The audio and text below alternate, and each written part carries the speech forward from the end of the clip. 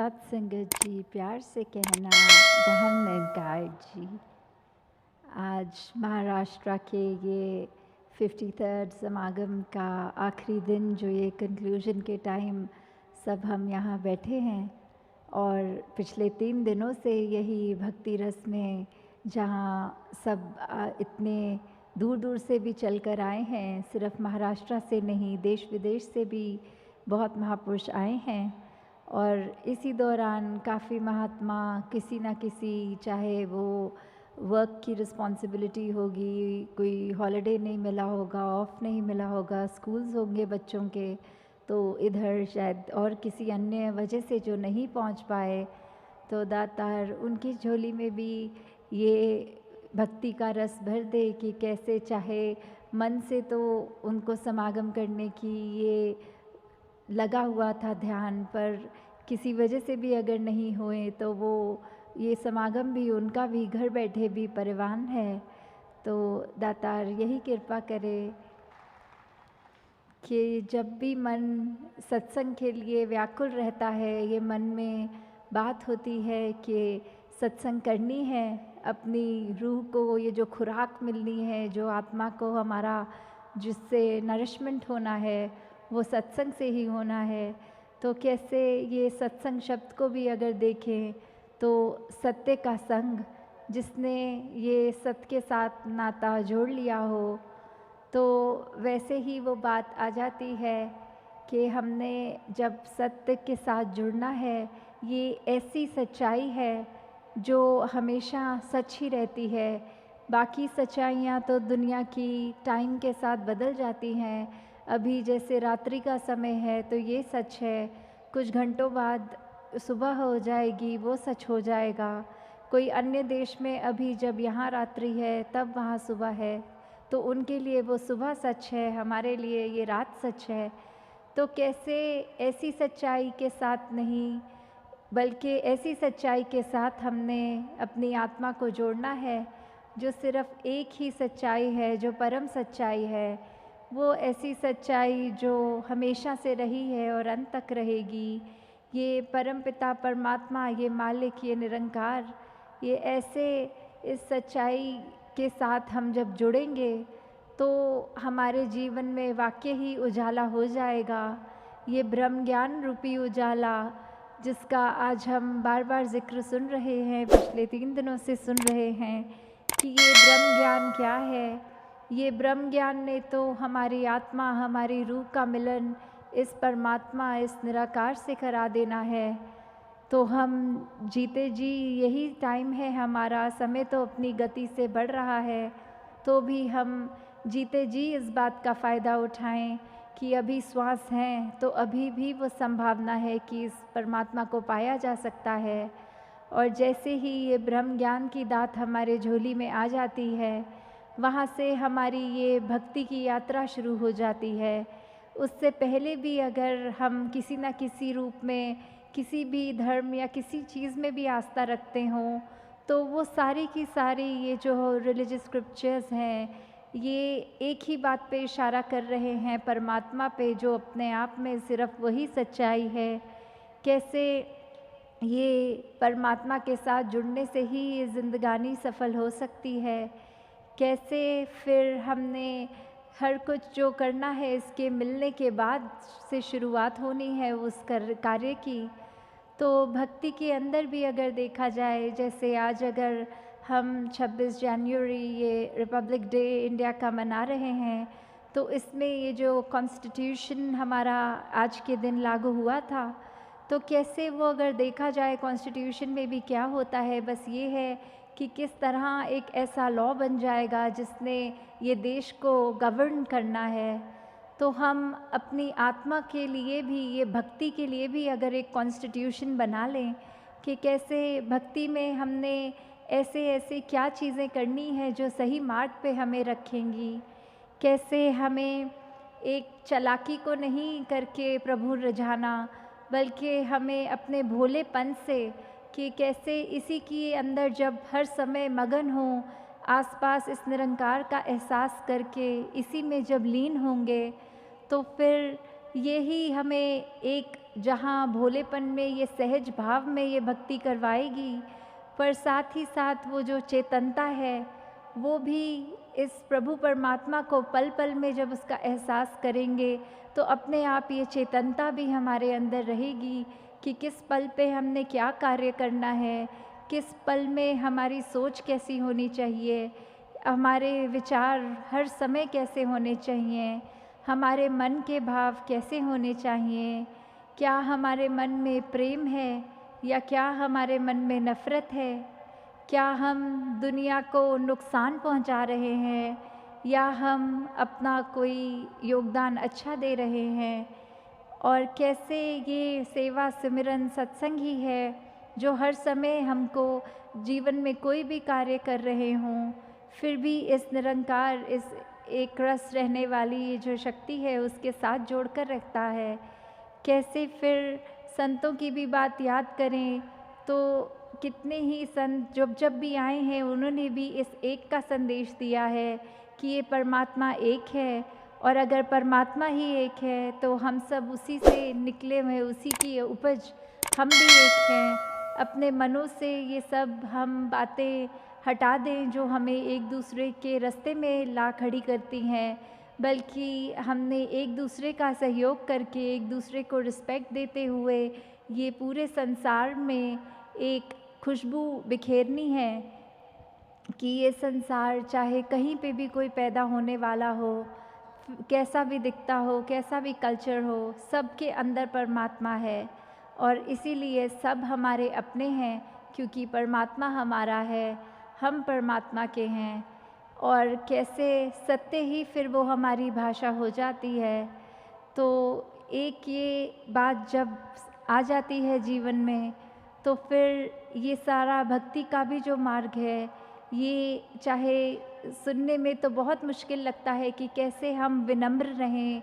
कैसे हम अपना सब कुछ समर्पण कर दें, दास भावना लाएं कि कैसे हम ये मान लें कि हमसे ज़्यादा श्रेष्ठ कोई दूसरा नहीं है क्योंकि मन में लगता है हम ही सबसे अच्छे हैं। तो कैसे ये ऐसी कठिनाइयों की बात है, कठिनाई की, फिर भी अगर हम इसको कह रहे हैं कि वो पॉसिबल है एक हम्बल लाइफस्टाइल को अपनाना, तो कैसे ये पॉसिबल हो सकता है। बात वही है कि इस परमात्मा के अगर हम आसरा लेंगे तो परमात्मा के आसरे से ही ऐसी ज़िंदगानी हम निभा पाएंगे। कैसे हम असली रूप में मानव बनेंगे क्योंकि अच्छे इंसानों को तो दुनिया में उनकी बहुत ही ज़रूरत है। तो कैसे हम अगर ये कहें कि इस संसार में हर कुछ अपने नियम से चलता है, ये सनराइज़ भी होगा, सनसेट भी होगा, सब अपने अपने समय से होता है। कोई पशु पक्षी को भी देखें, उनको जो एक अपना कार्य करना है वो वैसे ही करते हैं, उनको किसी को बताना नहीं पड़ता कि अभी शिकार करना है, अभी पेड़ के ऊपर घोंसला बनाना है, पर ये खुद ही अपना कार्य कर लेते हैं। तो फिर क्यों इंसान को ही ये कहा जाता है कि अपना कार्य ठीक से करो, इंसान हो तो ये मनुष्य वाले मानवीय गुण अपने जीवन में लाओ। कैसे अपने दिल को विशाल बनाओ कि किसी का कुछ कहा हमें वो सताए ना, हम किसी के लिए जीवन में कष्ट ना ज़बरदस्ती उनको दें। कैसे हमने अपने हर सांस में फिर ये जो ब्रह्म ज्ञान द्वारा जो फिर जीवन के अंदर आनंद की अवस्था आएगी, कैसे इस आनंद की अवस्था में ही फिर हमें हर समय विचरण रहना है और वो कोई मुश्किल टास्क की तरह नहीं होगा, वो फिर बहुत ही स्मूथ एक सहज भाव में ये आनंद अपने जीवन में आते ही वो सारा जीवन आनंद की एक लहर में ही हमारा बीत जाएगा। कि अगर हम देखें तो एक डॉक्टर को अगर ये पता है कि कोई अगर बीमारी किसी की कैसी है तो वो उसके हिसाब से ही दवाई देता है। तो अगर यही हम देखें कि परमात्मा हमारे को जानता है तो हमारी ज़िंदगी भी हम उसके हिसाब से जो ठीक है हमारे हिसाब से वैसे ही दी है। चाहे वो डॉक्टर की दवाई कई बार इतनी कड़वी भी लगती है, पर ये डॉक्टर को ये पता है कि ये दवाई कड़वी अगर मैं इस मनुष्य को दूंगा तो उसने इसी कड़वी दवाई से ठीक होना है। और फिर चाहे वो उस इंसान को दवाई का स्वाद अच्छा ना भी लगे, तो भी वो कड़वी इस विश्वास के साथ खा लेता है दवाई कि इससे ही ठीक होना है, विश्वास रखता है वो डॉक्टर पे। तो फिर हम परमात्मा पे विश्वास क्यों हटा देते हैं कि ये परमात्मा ने हमारे जीवन में कड़वी स्थिति रख ली है, हमारे हिसाब से कुछ नहीं हो रहा है। तो परमात्मा ने जहाँ हमारे लिए, अगर जीवन में हमारी ज़रूरतें परमात्मा से ज़्यादा किसी को नहीं पता, ये निरंकार ही जानता है कि हमारी चाहे हसरतें कितनी भी होंगी, पर ज़रूरत जितनी है उतना ही हमें इस ज़िंदगी में देगा, ताकि वो हमारे लिए ही सुधार होता रहे, हमारे लिए वो सुखदाई बन के वो वस्तु रहे। और कैसे हम आज यहाँ अभी और भी अनाउंसमेंट सुन रहे थे कि अभी अगला समागम जो औरंगाबाद का ज़िक्र हुआ वहाँ पे भी होगा, तो इधर भी जहाँ आप आए और महाराष्ट्र के लिए ये बहुत ही संतों की भी बातें इस स्टेट से जुड़ी होती है, जैसे वो तुकाराम जी हो गए और भी अन्य संत यहाँ जो होते हैं। तो अभी एक कहानी भी आ रही है दिमाग में कि कैसे वो एक स्वभाव के बारे में है, एक कैसे ज़िंदगी जीने के सलीके पे है। तो ऐसे ही एक घटना थी जो आपने ये कहानी भी शायद सुनी होगी कि कैसे एक उनका शिष्य था जो क्रोध हमेशा करता रहता था। तो